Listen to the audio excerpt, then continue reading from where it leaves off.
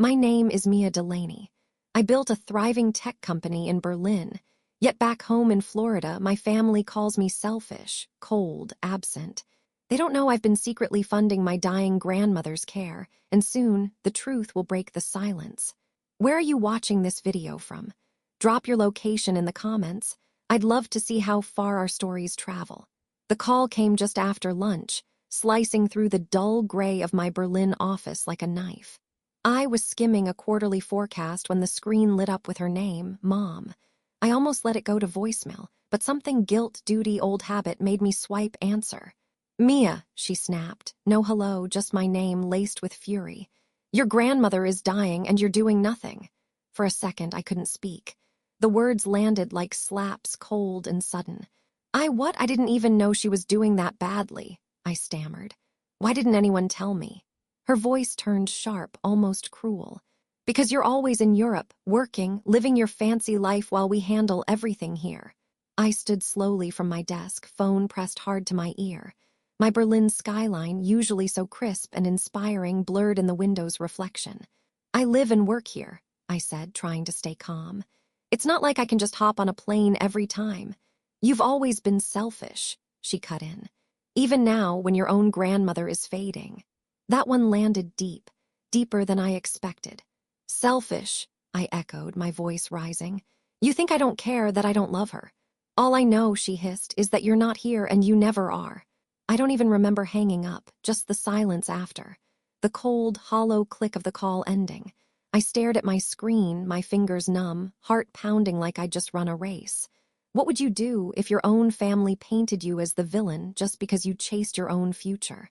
The injustice clung to me like fog as I paced my kitchen later that evening, the city lights casting fractured patterns across the hardwood floor. I hadn't been to Florida in nearly 2 years. Not since my startup took off. Not since I decided I wouldn't shrink myself just to fit back into their tired narrative. But Grandma, she was different. She had once braided my hair on sticky summer mornings and whispered old stories into my ear while I stirred cookie dough. She had smiled like I hung the stars until I left. And now she was dying. Was that even true? Or just a manipulative ploy to drag me back? Still, I couldn't shake the image, her frail, forgotten in some hospice bed. And me too far to matter. I pressed my forehead to the cold windowpane and closed my eyes. The conversation replayed over and over. My mother's accusations, her bitterness, her final words like poison. You've always been selfish. But what they didn't know, what no one knew, was that I had been helping. Quietly, from afar. Funding things through third parties, making sure Grandma had what she needed. No credit, no recognition. And that maybe was my biggest mistake, if being absent meant being erased. Maybe it was time I stopped being silent too. That night Berlin didn't sleep. Or maybe it did, but I didn't. I lay flat on my back, staring at the ceiling as shadows from the streetlight slid across it like ghosts. Every word from that call echoed in my skull, looping endlessly. Selfish, absent, distant. It didn't matter that I'd quietly wired money for Grandma's medication last month, or that I'd been sending gift cards and anonymous aid to the local grocery store near her home. None of it mattered because no one knew, and in their eyes, if it wasn't seen, it wasn't real. At 2:18 a.m., I reached for my phone and opened a chat I hadn't tapped in months. Harper, my little sister, my firecracker, the one who used to steal my shoes and copy my eyeliner until we both got grounded for it. We used to be so close, but over time, messages slowed. Her replies turned short, then dry, then nothing. Still, I tapped video call. She answered on the fourth ring, squinting at the screen. Her blonde hair was in a messy bun, her face bare and tired. Behind her, a sleepy Florida kitchen blinked with the blue glow of a microwave clock. Mia, she frowned. It's the middle of the night. I know, I said softly, but I couldn't sleep. I heard about Grandma. I just needed to talk to someone. Harper sighed and shifted her phone. She's not doing great. I wish someone told me sooner, I offered, hoping that little olive branch would go somewhere. Her eyes narrowed. Well, you are hard to reach. That stung more than I expected. I mean, you live across the ocean, she continued, pushing hair behind her ear. You missed Christmas and Mom's birthday, and now this. I bit my lip. I'm not avoiding anyone, I'm just doing my best. Harper scoffed lightly. Your best looks like silence. I blinked, shocked. That's not fair. Isn't it? She snapped. You're always in your head and your work behind your screens, and when things go south, you act like dialing and makes it better. My mouth opened, but no words came. She sighed again, slower this time. Look, I'm not saying you don't care, but it feels like you show up when it's convenient, and honestly, Grandma barely mentions you anymore. That one cut to the bone. She doesn't talk about me, I asked, my voice barely above a whisper. Harper shrugged. Not really, she talks about Madison and Alex. They visit, they bring soup, they sit on the porch with her. You're just the European one, the busy one, the never here one. I stared at her through the screen, swallowing a lump that had lodged hard in my throat. Well, I'm here now, I said quietly. A pause. Then Harper said, yeah, you are, but it's late, Mia, and honestly, I've got work in the morning. She didn't say I love you before hanging up. The screen went dark. I sat there in the silence, Berlin wrapped in midnight, the hum of the radiator the only sound in the room. The call had lasted 4 minutes and 17 seconds, and in that time my chest felt like it had aged 10 years. What do you do when even your sister won't believe you're trying? What do you do when love isn't loud enough? I stood, numb, and wandered to the tiny kitchen where I stared at the blinking kettle light. I hadn't cried, not yet. But the ache settled into my spine like ice, heavy and mean. They didn't know what I'd given up to get where I was. They didn't know how many nights I'd worked until dawn to build my company, how many moments I'd spent scrolling photos of home with a lump in my throat, how I ached for Grandma's laugh, for the smell of her perfume, for the porch swing creaking beneath Florida heat. And now they didn't see me at all. Not as a success, not as family, not even as someone who cared. I leaned on the counter and let the silence wrap around me like a blanket of thorns. Fine, I thought. If words won't reach them, maybe actions will. I didn't need applause or recognition, or even a name in the family group chat. I just needed to know that Grandma was okay, that she was safe, comfortable, respected. And if I had to move heaven and earth to make that happen silently, so be it. By sunrise, I wasn't tired, I was clear. The ache in my chest had hardened into something sharper. Resolve. The apartment smelled like burnt coffee and printer paper. Berlin's October light streamed through the window in pale strips as I sat at my kitchen table, laptop open, and heart steeled for what I was about to do. Are you absolutely sure? My legal advisor asked, his face frozen mid-blink on Zoom. His name was Carl, efficient, dry, always wearing the same navy tie no matter the season. Yes, I said, rubbing the edge of my mug. Sell 20% of my shares. That's significant, he warned. You'll lose part of your voting power. I'm not running for mayor, Carl, I said. Just make it clean, fast, quiet. He adjusted his glasses, clearly unsettled. And this foundation you mentioned. Charity, I corrected. A private one, focused on elder care in Florida. It needs to be discreet. No connections to my name, company, or IP. Carl stared. You want to fund a secret nonprofit with a few million euros and no credit? I smiled tightly. Correct. He muttered something under his breath, probably about trust funds and tech founders going soft, and clicked away to open documents. I knew what this looked like. Emotional recklessness. An impulsive act from a woman in a turtleneck who hadn't slept. But the truth was, this had been growing for years. Every ignored text, every Christmas alone, every sigh from my mother, every whisper that I wasn't family enough anymore. This wasn't revenge. This was balance. I called it sunlight aid. Simple, warm, forgettable. The paperwork flowed fast after that. Digital signatures, tax structuring, proxy representatives. By noon, I had a bank account in Jacksonville, a shell administrator named Margaret Fields, and a small, loyal team of retirees who distribute aid to a single recipient, my grandmother, Evelyn Delaney. Prescriptions, medical visits, grocery delivery, porch repairs. Anything she needed, no questions asked. I would make sure she felt seen, even if she never saw me. Sitting alone in my apartment, I clicked transfer on the initial funding, 200,000 euros, and watched the confirmation screen glow green. A single click and her world would change. Mine already had. For a long moment, I just sat there, breathing, feeling both hollowed out and oddly alive. My company would be fine. I'd rebuilt it from code and caffeine. I could let go of a piece if it meant holding on to my dignity. And no one needed to know, especially not my family. Because this wasn't about proving them wrong. It was about proving me right, right to love quietly, right to act boldly, right to give without begging for applause. I scrolled through the new charity profile, completely sterile, scrubbed of my name. Just a mission statement, a list of services, and a contact email. It felt like planting a flag in silence. And maybe, just maybe, that was enough. I shut the laptop, stood slowly, and walked to the window. Berlin was bustling as always, trams clanging, bikes weaving through narrow streets, someone yelling into a phone in German 3 stories below. Here I was the CEO, a woman people respected, but I'd never needed respect from strangers. I needed it from home. That was the wound I kept trying to close. And with Sunlight Aid, I'd started to stitch something back together. Not my image, not my reputation, but something smaller, softer, like grace. Would it fix everything?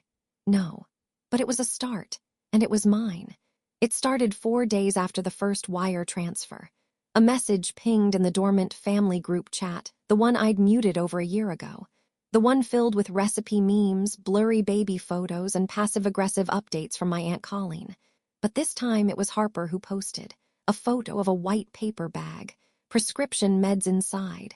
The caption read, "All of Grandma's new meds fully covered. No idea how. Blessing." Underneath it, a dozen reactions lit up. Thumbs up, hearts, prayer, hands. I just stared at the screen.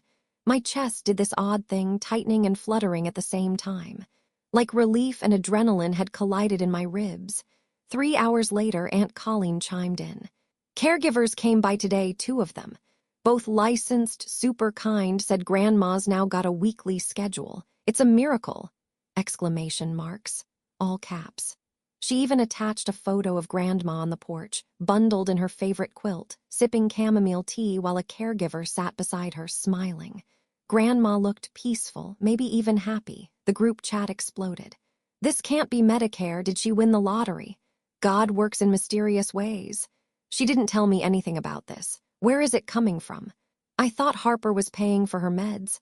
Not me. Wait, is SHE famous now? Faced with tears of joy, I let the phone buzz itself quiet on my desk. Across the room, Berlin's golden afternoon light danced on the hardwood. I sank into my couch, a cup of tea cooling between my palms, and allowed myself, just for a second, a smile. No one knew it was me. And that was the point. When you're labeled the black sheep long enough, you stop trying to change the story.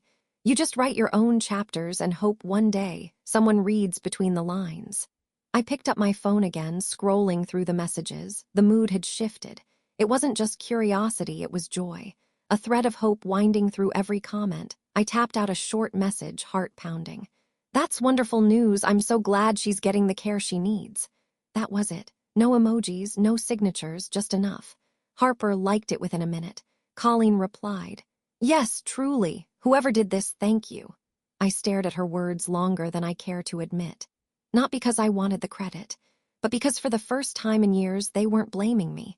They were grateful. That night I opened a blank note on my phone and typed one line, "Day 1, quiet wins are still wins." Then I opened the Sunlight Aid dashboard. The caregivers had submitted their first reports. Grocery delivery was scheduled. The pharmacy confirmed automatic refills. The nurse hotline had already been used twice. Grandma's entire support system had gone from shaky to solid in 96 hours. And no one had any idea I was behind it. I could breathe again. For months, I'd felt like a ghost, hovering around my family's edges, never fully seen, only judged. Now I was a ghost with power, a protector, an architect of comfort. There was something deeply satisfying about it. Not revenge, just balance. Quiet proof that I still belonged, even if no one said it out loud.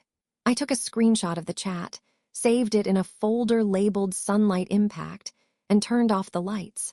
Tomorrow, I'd fund physical therapy sessions. Next week, I'd pay off her house taxes in full. But tonight, I just let the glow of the miracle wrap around me.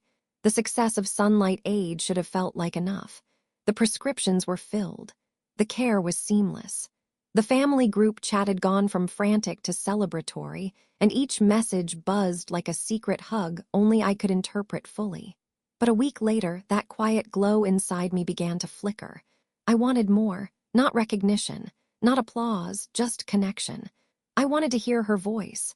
I missed the soft rasp of it, the way she always used to say, "Hello, darling," like I just walked in from school, even if we hadn't spoken in months. I needed proof that she was really okay, that she felt what I was doing, somehow, even if she didn't know it came from me. Maybe, selfishly, I just wanted to believe we still had a bond left to save, so I called. My thumb hovered over the contact in my phone for a long time. Grandma Evelyn. I'd updated her number last year even though I hadn't used it since. 1 ring, 2. On the 3rd, she answered. "Hello." Her voice was thinner than I remembered, but unmistakably hers. "Hi, Grandma," I said softly, sitting forward on the couch, suddenly unsure what tone to take. "It's me, Mia." A pause, then, "Oh." "Mia." No warmth, no smile in her voice, just the acknowledgement. "How are you feeling?" I tried again, forcing brightness into my tone. "Harper said things are getting better, the new caregivers, the home visits, it all sounds really good." Another pause. "Yes," she said slowly. "Everything's been handled, quite a surprise, really." I could feel her searching for the right words. Her politeness was sharp-edged, practiced, distant. "Well," I offered, "I'm just glad you're getting the care you deserve." A non-committal hum. There was a long silence. Then she said, "Thank you for calling, dear, I'm resting now." And just like that, she hung up, no goodbye, no "I miss you." Not even a take care. I stared at my phone, the screen still glowing in my hand, as if it might explain what had just happened. As if maybe I'd missed something. But no. It was all there, in what she hadn't said. I let the phone fall to the couch beside me and sank back, staring up at the ceiling. How could someone sound so far away, even through a line that spanned only a few thousand miles? My grandmother, who once baked me sun-shaped cookies and whispered bedtime stories from memory, had become polite, cold. A stranger with my history in her voice, but no warmth left for me. What more could I do? I had funded her world back into comfort. Rebuilt her life, scaffolding piece by piece with money and intent and grace, and it hadn't brought us any closer. To her, I was still the girl who left, the one who missed too many birthdays, the one who built her world elsewhere and came back only in pixels. A quiet ache bloomed in my chest, not sharp but heavy, like grief that had learned to sit still. Maybe she'd never know it was me behind Sunlight Aid. Maybe even if she did, it wouldn't change how she felt. Maybe the damage wasn't recent. It had just taken this long for me to feel it fully. I glanced at the family group chat. New messages pinged in, everyone still marveling at the mystery miracle. Colleen had posted another photo of Grandma reading a book on the porch, smiling, peaceful. She looked happy, and I wasn't part of it. I had created the peace, funded the smiles, and I was still outside the frame. Somewhere deep inside me, a small voice whispered, "You don't get to choose how people receive your love, only how you give it." I reached for the remote and muted the phone. For the rest of the night, I sat in the dark with nothing but the flicker of city lights to keep me company, and the bitter taste of being needed, but not wanted. By Monday, I was back in the boardroom, but my mind wasn't. The walls of the conference room were glass, sleek, modern, filled with the Berlin skyline, but they may as well have been fogged. Everything felt distant, muffled. The COO, Lars, was halfway through a slide deck when I realized I hadn't absorbed a single word. "And our Q4 projections show a 12% rise in engagement," he was saying, pointer in hand, tapping against the screen. "Mia, do you want to weigh in?" Everyone turned to look at me. I blinked. The spreadsheet meant nothing. The numbers were blurs. My stomach sank. "Right," I said, straightening in my chair. "That's good. We'll need to factor in seasonality, though. User drop-off in late December could skew things." Lars gave me a long look, not suspicious, not judgmental, just concerned. The conversation moved on, but I felt his glance linger. I scribbled something useless in my notebook just to look occupied. The truth was I was tired. Not the kind of tired a weekend nap could fix. This was bone deep, the weight of emotional exile, of playing savior behind a mask and still being treated like a stranger. All weekend, I had replayed the call with Grandma, her distant tone, the way she said "dear" like it meant nothing, how she hung up without saying goodbye. And now here I was, expected to pivot into leadership mode, expected to care about user metrics when I could barely get my heart to beat at a normal pace. Mia! Lars's voice again, softer now, just for me. I looked up. He leaned in, not enough for the others to notice. Are you okay? I forced a smile, the kind you practice in mirrors, the kind that doesn't touch your eyes. Just tired, I whispered. Didn't sleep well. He nodded slowly, not pressing, but not convinced either. I'd led this company from nothing, bootstrapped it out of a co-working space with second-hand furniture and a dream. I'd weathered investor pitch meltdowns, back-end crashes, and competitor sabotage. But I hadn't planned for this kind of collapse. The internal kind. The kind where your heart feels misplaced. Where you succeed publicly and suffer privately. That night, I sat in the company's meditation room, a glass cocoon with floor cushions and Himalayan salt lamps, and just stared at my hands. They were shaking. From caffeine, stress, or the cold truth I didn't want to admit, that I had no idea who I was without this company, that I had given so much to people who now barely remembered how to love me, that the silence from my family felt like being erased, one unspoken sentence at a time. Lars found me there 20 minutes later. He didn't speak, just stepped in quietly, left a bottle of water beside me, and gave my shoulder the gentlest squeeze before walking out again. I didn't cry, not then. I just sat there still, fragile, like a statue hollowed out by time. That night my inbox filled with thank you notes, from Sunlight Aid recipients I'd never meet. One woman wrote, "Whoever you are, thank you, my mother smiles again." I stared at the message, the screen glowing in the dark, and I wondered if strangers could feel my kindness across continents. Why couldn't my own family? Why couldn't she? I closed the laptop gently, as if afraid to disturb the peace even it couldn't offer, and I whispered into the empty room just to hear it out loud. I don't know how much more of this I can take. It took me 3 days to work up the nerve to say anything. Not because I didn't trust Noel. I did. She'd been with me since day one, long before any investor ever said yes or my logo was plastered on sleek pitch decks. But even the best friendships have their boundaries, and I'd crossed mine. Quietly, alone, without telling anyone. I hadn't just sacrificed shares in the company, I'd sacrificed sleep, stability, sanity. Noel was the one person who might understand, but also the one person I feared disappointing.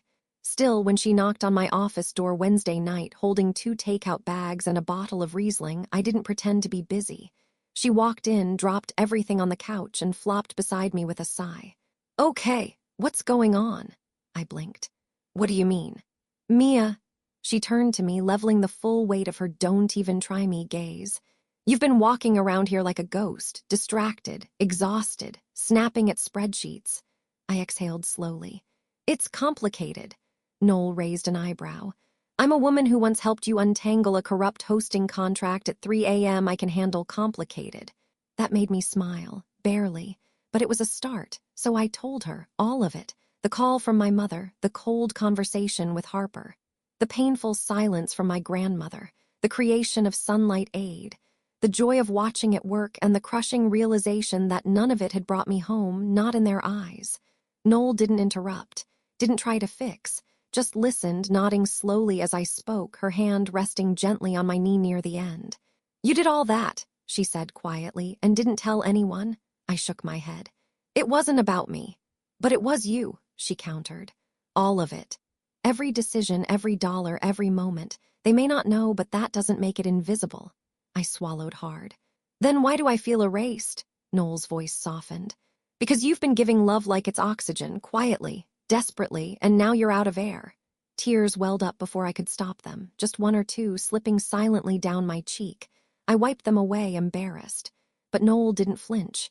Instead, she leaned back, cracked open the Riesling, and poured us each a glass. Then, just as I took a sip, she said it. "Mia, maybe it's time you came home." My heart skipped. "I can't," I whispered. "Not now, not with everything at stake. The company needs me." She shrugged. "We'll survive. You built a fortress. You can afford to step out of the tower." I stared at her. "Noel, you run product. You're brilliant, but I've also been shadowing your decisions for years. You've mentored me, trusted me, made me better. All of this is breaking you. Maybe the bravest thing isn't staying. Maybe it's going back." Something in her eyes was steady, Fierce, I wanted to say no, to protect her, to cling to the illusion that only I could steer the ship. But then she said the words I didn't know I needed. "I'll help run the company just long enough. Go find your truth. Go face them." 1,000 doubts screamed in my head. Logistics, responsibilities, control. But beneath them, a whisper, "Would you really do that for me?" She nodded before I even asked. And that's when I realized I wasn't entirely alone. I'd been carrying the weight of proving myself, repairing my legacy, loving in silence, and all this time Noel had been quietly watching, understanding, ready to catch me the second I admitted I was falling. That night we didn't talk business. We drank wine and watched an old movie with subtitles and ate cold noodles from the box. I laughed, really laughed for the first time in weeks, because someone saw me. And that, more than all the silent charity or faceless sacrifice, was the medicine I'd forgotten I needed. The morning I left Berlin, the sky looked like brushed steel, cold, colorless, steady. It felt fitting. I stood in the middle of my apartment, suitcase by the door, scanning the space that had once felt like freedom. The walls were bare except for the framed map of Florida I'd hung years ago, a reminder of where I came from and why I left. Funny how symbols turn on you. That same map now looked like a taunt. My phone buzzed with a message from Noel. "Go breathe. We've got everything covered. Promise." I smiled faintly and typed back, "Don't let Lars add any new buzzwords while I'm gone." "No promises," winking face, she replied. I laughed softly. The first one of the day. Then I took a deep breath, grabbed my passport, and headed out. At the airport, the noise and bustle were almost comforting. Movement felt like progress. For once, I wasn't running from something, I was heading toward it. Toward answers, toward truth, toward her. As I stood in line for boarding, I thought about the last few weeks, the arguments, the secrecy, the calls that went nowhere. Noel's words echoed in my mind. "If this is breaking you, maybe it's time to go back." She'd been right. It was time. I didn't expect forgiveness. I didn't even expect warmth. I just wanted to see my grandmother in person, to look her in the eyes and feel, even for 1 second, that the distance could be crossed. The flight was long but quiet. I watched the clouds stretch endlessly beneath the wings, the Atlantic glimmering below like a sheet of crumpled foil. Somewhere over the ocean, as the cabin lights dimmed, I let my head fall back and closed my eyes. For the first time in months, I let myself imagine a softer version of homecoming. Grandma's eyes lighting up, her voice trembling with surprise. My mother's brittle anger giving way to understanding. Harper maybe, just maybe, hugging me without hesitation. It wasn't impossible, was it? I reached for my phone to check the time. The screen glowed, one new message, from Harper. At first I smiled, finally, a sign she cared enough to text. Then I opened it. "FYI, Grandma's writing her will today. Don't freak out if you hear about it later, it's just for family. Just for family." I read it twice, my heart skipping. Then 3 times. My stomach tightened, nausea rising like a tide, just for family. As if I wasn't part of that word anymore. As if my passport, my sacrifices, my sleepless nights, the money I'd poured into her comfort, all of it meant nothing. Harper's message had a second part, almost as an afterthought. She didn't want to make it awkward, awkward. That's what I'd become, not estranged, not unloved, just inconvenient. I turned off the phone screen and stared into the darkness around me. The cabin hummed quietly, people slept, pages turned, ice clinked in plastic cups. Inside me, something cracked. It wasn't rage, not yet. It was smaller, like the first sound a frozen lake makes before it breaks. My throat tightened. My palms felt damp. I reached for the small blanket the airline handed out and gripped it in both fists. I'd done everything I could. I'd given until I felt hollow. And still I was invisible. The family had erased me so completely they could gather for her will. The moment meant to honor legacy and pretend I didn't exist. My grandmother was alive because of me. Her comfort, her medicine, her peace. It all came from the daughter they called selfish, from the granddaughter they said never cared. And now I wasn't even family. The plane trembled softly through turbulence, and I pressed my forehead to the cold window, trying to steady my breath. I wanted to turn around, to fly home, to forget the whole thing. But something deeper, stronger, steadier rose inside me instead. No, I was going. Even if I had to stand outside that law office like an uninvited ghost, I'd go. I needed to look them in the eyes. I needed to see what I was really fighting against. Maybe they'd never know what I'd done, but I would. And I wouldn't let them take my peace again. I closed my eyes, whispering to myself as the plane cut through the night sky over the Atlantic. I'll go any way I need to. The Florida heat hit me like a wall the moment I stepped out of the airport. Heavy, damp, familiar in the worst way. The air smelled like salt, sunscreen, and cut grass, the scent of childhood summers I'd long since buried under ambition. Berlin's crisp chill felt like another planet. I rented a car, drove with the windows cracked, and watched palm trees blur by in long green streaks. Every mile closer to Grandma's town made my chest feel tighter. My hands gripped the wheel, knuckles pale. Just for family. Harper's message looped through my mind like a cruel ringtone I couldn't silence. The law office was tucked between a coffee shop and a dental clinic, an unremarkable little beige building with a sign that read Foster and Marin, Estate Law. Even the parking lot felt judgmental, full of shiny cars that screamed suburban pride. I sat there for a minute before getting out, watching, breathing. I could already see them through the tinted windows, my family, my bloodline. Laughing in little clusters, dressed in pastel Florida ease, clutching purses and coffee cups. And there she was, my grandmother, smaller than I remembered, sitting in her wheelchair, hair pinned neatly, face calm. But her eyes avoided every corner of the window where I stood. I took one deep breath, opened the door, and walked inside. The air conditioning hit me first, then the silence. Conversations slowed. Heads turned. "Mia!" It was Aunt Colleen, her voice caught between surprise and discomfort. "You came all this way." Her smile didn't reach her eyes. "I did," I said simply. My voice was calm, practiced, neutral. "I heard Grandma wasn't well. I wanted to see her." Whispers rippled through the room like wind through dry grass. I didn't need to catch the words to know what they were. She finally shows up. Now she wants something. After all these years, I ignored them and moved toward an empty chair at the back of the room. The leather creaked as I sat. I folded my hands in my lap, keeping my posture straight, my face unreadable. Across the table, Grandma looked down at her hands. Not once did her eyes meet mine. "Good of you to join us," she murmured softly without looking up. It wasn't cruel, but it wasn't kind either. It was neutral, polite, the way you speak to a stranger at church. "Thank you for having me," I said, even though no one had. The lawyer, a thin man with silver hair and a voice that sounded like old paper, cleared his throat and shuffled his notes. "If everyone is ready, we'll begin," he said. As he spoke, I tried not to look around. Harper sat beside Grandma, her expression carefully blank. My mother, across the room, avoided my gaze entirely. My cousins Madison and Alex looked smug, already certain of their positions in the family's unspoken hierarchy. The words droned on. Bequests, properties, account transfers. All the practicalities of legacy disguised as affection. Every now and then, someone made a small sound of approval.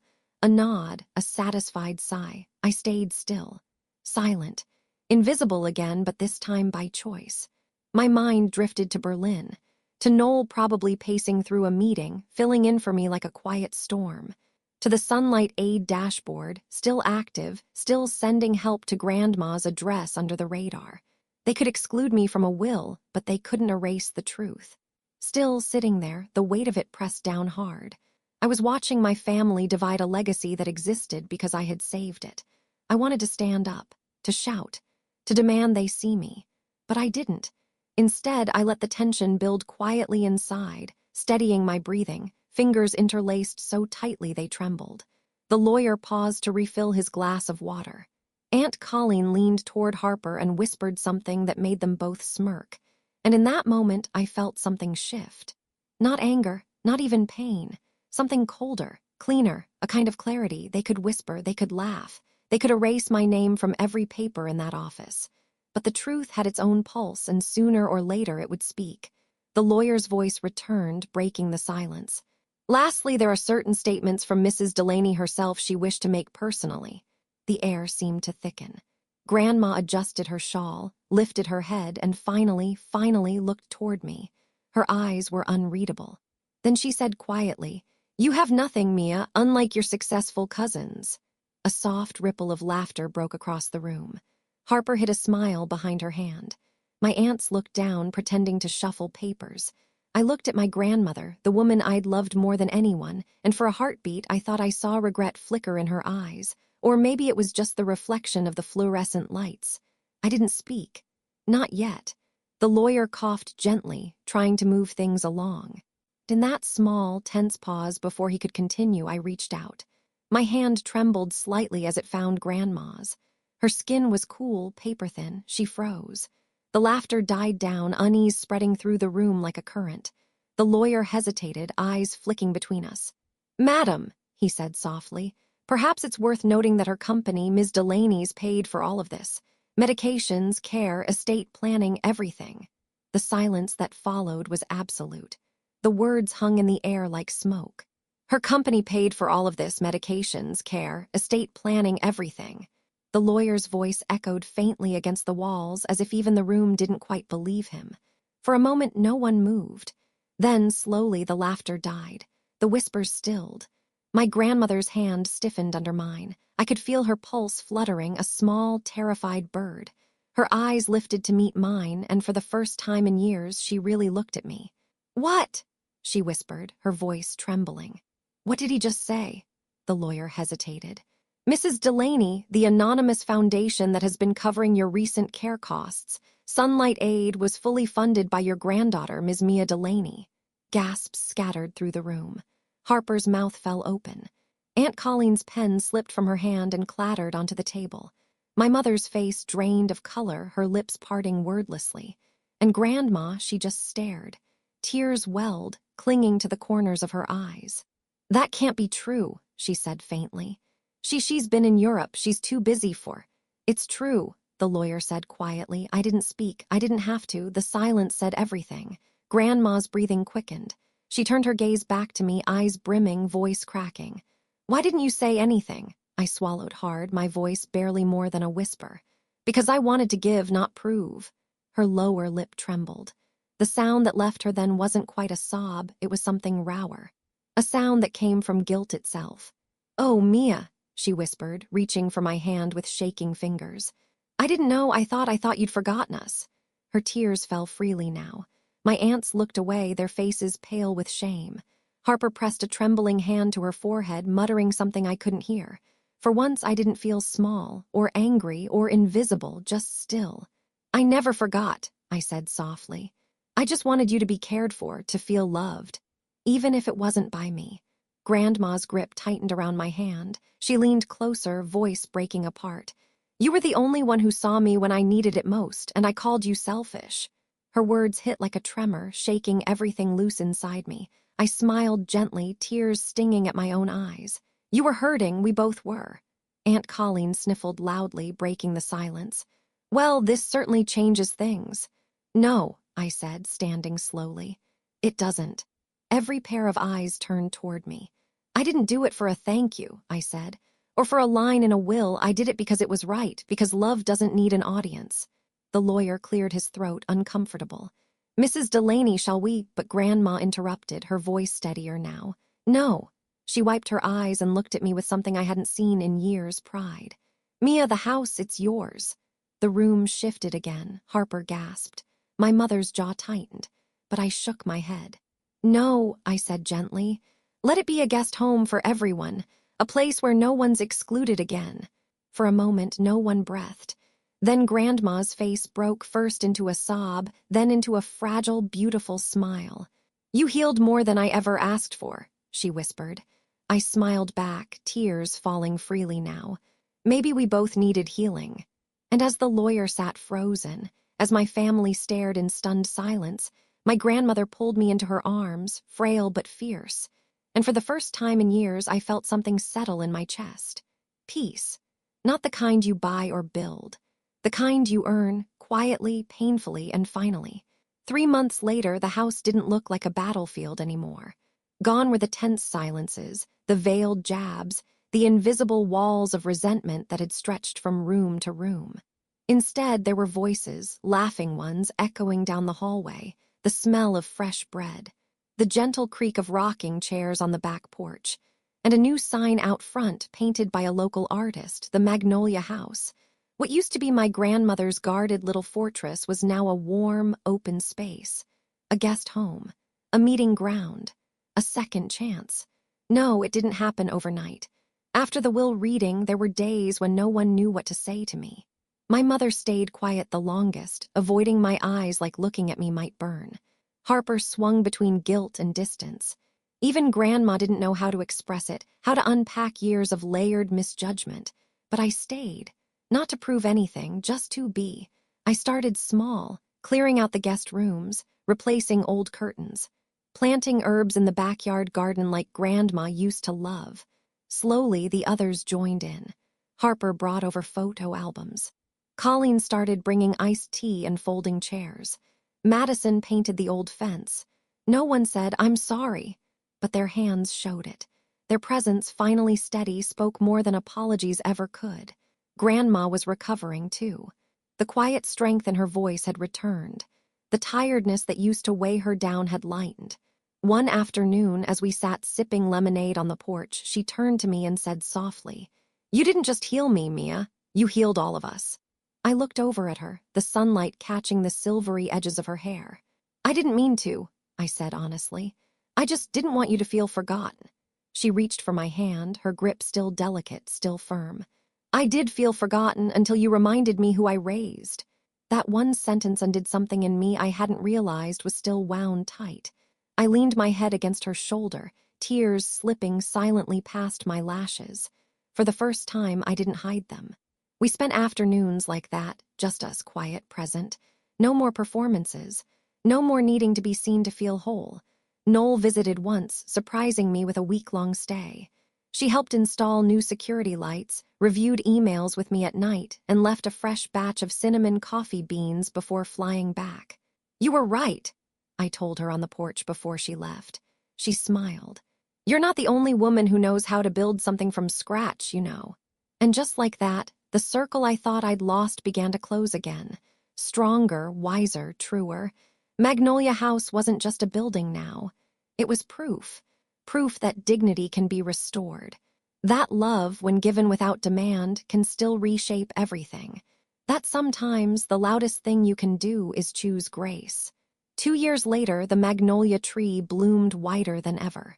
Its petals drifted down like pale confetti, softening the lawn of the house that no longer belonged to any one person, but to all of us. The Magnolia House had become something sacred in our family. Not a monument to legacy or wealth, but to change, to earned peace. I still split my time between Berlin and Florida. Sunlight Aid had grown faster than I'd planned. We expanded services to neighboring counties. Our model caught national attention. There were awards I barely showed up to receive. But here was where I felt the winds, in the creak of the porch swing, in the clink of tea glasses, in the way Grandma always saved the white chair for me under the tree as if she never doubted I'd return. That afternoon, we played chess again, just like we used to. The pieces were worn now, the board scratched with time. Grandma always chose black. She said it gave her more time to observe. I'd roll my eyes and let her win more often than not. "You know I can still beat you fair and square," she'd say with a wink. I'd smile. "I know, but I like watching you feel clever." She tapped the knight against the table. "Feeling clever is half the battle at my age." We laughed, the kind of laugh that didn't carry pain anymore, only memory. Harper arrived halfway through the game, balancing a tray of lemonade and peach tarts. She wore her hair longer now, less polished, more real. We hadn't become best friends overnight, but she had come around. She stayed longer, asked questions, brought photos of her son, my nephew, I now called every birthday without fail. "Want a tart, Grandma?" she asked. Grandma squinted at her. "Only if Mia doesn't eat the last one." "I make no promises," I muttered, biting into one already. And for a moment, everything was still. We were no longer fractured, just flawed, learning, showing up. My mother still struggled to say much. But she came to Sunday dinners now, folding napkins with shaking hands, watching me when she thought I wouldn't notice. Once, as we stood by the kitchen sink after a meal, she murmured, "I didn't know how to reach you." And I'd replied simply, "You just did." Noel visited twice a year, always bringing books and charging cables and obscure herbal teas. She stayed in the corner room and never complained when the hot water ran out. Sometimes I wondered how different everything would be if I hadn't answered the phone that first night, if I'd let the bitterness win, if I'd stayed in Berlin and kept building walls with success instead of reaching back with something softer. But those were thoughts for other lives. In this one, I had what I needed. Not perfection, just presence. As Grandma placed me in check with a smug grin, a breeze lifted the magnolia petals into the air. One drifted down between us, landing on the board. "Draw," I offered. "Not a chance," she replied. We both laughed again, freer than we ever had.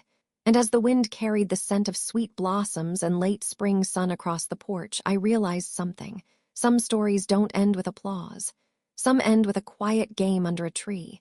And the knowing that you didn't just come home, you built one. If you've stayed with me this far, thank you. Thank you for walking with me through silence, sacrifice, and the slow unraveling of a fractured family. Through every whisper behind my back. Through every unreturned call. Through the ache of giving everything and still being told I wasn't enough. You saw it. You felt it. And maybe, in some quiet way, it reminded you of your own story too. Because the truth is, sometimes the ones we love the most are the very ones who forget how to see us. Sometimes, the only way to break the cycle is to give without needing applause, and to walk into the room anyway, even when no one saves you a seat. That's what this story was about. Not revenge, not recognition, but restoration. Restoration of dignity, of truth, of family on our terms. So let me ask you something, speech balloon, have you ever felt erased by your own family, but chose grace anyway? Speech balloon, have you ever helped someone in secret knowing they might never thank you? If you have, drop a cherry blossom in the comments. Let others see they're not alone. And if this story touched you, if it reminded you of someone you love or someone you lost, tell me where you're watching from. I read every city, every country. It brings this circle full. Because stories like this, they don't just belong to me, they belong to all of us. So until the next one, stay strong, stay kind, and remember your quiet power is still power. I'll see you in the next story.